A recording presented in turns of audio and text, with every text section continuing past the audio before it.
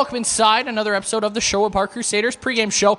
My name is Zach Marks. Please be bringing you this one from the Randy Rosen Rink here in Sherwood Park, Alberta, where in just a couple hours' time, the Sherwood Park Crusaders will take on the Grande Prairie Storm. Now, this will be the sixth matchup between these two teams this season. Sherwood Park 3-1-1 against the Storm this season. A 5-0 win on home ice, along with 2-1 shootout wins and a 5-4 regulation win in Grande Prairie earlier this season. Grande Prairie, meanwhile, a 2-1 shootout win right here at the Randy Rosen Rink and a 6-0 win in Grande Prairie earlier this season. This is the first time these two teams have matched up since November, so expect some changes from the last time these two teams saw each other as both teams look to solidify their spots in the North Division. Sherwood Park last night went perfectly despite not playing. Fort McMurray dropping their game to Spruce Grove, clinches home ice advantage in the first round. We'll hear more on that from head coach Evan McFeeters later on in the show, as well as Bonnyville and Whitecourt both dropping their games last night, meaning Sherwood Park with 2 games in hand on the Bonnyville Pontiacs are 3 points back of the Pontiacs for third place in the North Division as they look to continue their climb up the North Division standings. Sherwood Park's record of 17-3-3 has them in 4th place and has indeed clinched home ice advantage. Meanwhile, Grande Prairie, they come in with a record of 15-28-5-3 as they sit in 7th place in the North Division, trying to catch up to the likes of the Lloydminster Bobcats, who Sherwood Park saw on Friday night, as they look to climb up the standings themselves. And they'll look to start that off here tonight before they go to Lloydminster tomorrow for what should prove to be a very important matchup for playoff positioning. Now let's head to the pregame interview with head coach Evan McFeeters on how he felt his team performed on Friday and what it's like having back-to-back 2 p.m. starts. Joined now on the Crusaders pregame show by head coach Evan McFeeters. Evan, a 4-2 win over the Lloydminster Bobcats on Friday night. What did you think of your team's performance in that game? We played pretty well in that game. I think we could have maybe extended the lead a little bit later in the game, but it was a good tight game. It gives us a good test in terms of maintaining leads. I think that was a bit of the narrative last week or 2 weeks ago here, and making sure when we jump out to leads on teams that we can keep the lead. And we fought a pretty hard battle there in Lloyd, and we lost some bodies in that game. Evan Arnold took a big hit. He only played 3 shifts in the game, and then we lost Derek Paz in the back end halfway through. He'll be back tonight. It was just a little bit of a bump and bruise he had to deal with. So it's different guys and different looks on our power play. We only had 1 power play look the whole game, but I think 5-on-5 we created.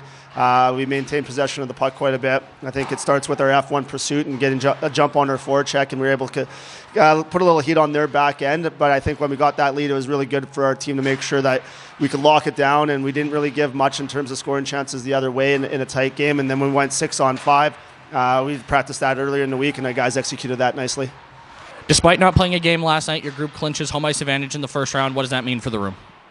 Yeah, I don't even know if the guys realize it right now. I think it's been our goal for a while. I think looking back to the start of the year, we may have exceeded expectations outside of our dressing room, but within our dressing room, it's just something that we were striving for, and I think we've accomplished it here. But we have our sights set on 3rd place, so home ice is great in the first round, but we want to be able to get home ice in different rounds here.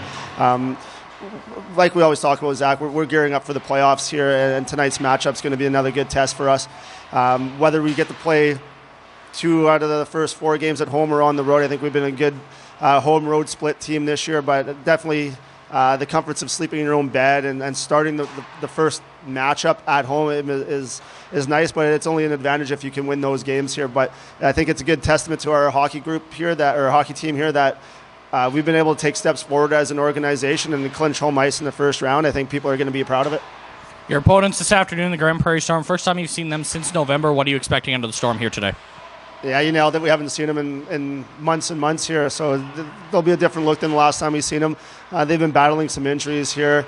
We understand that their starting goalie's been out for the better part of 2 months, and I think that's affected their win-loss record.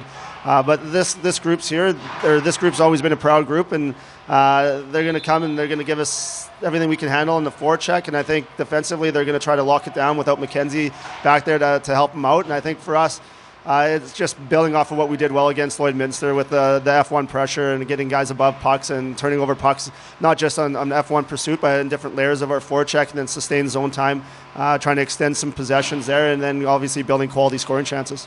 We've spoken at length over the course of the season about the special teams. You're now in top 5 both ends. What's allowed that to brew over the course of the season?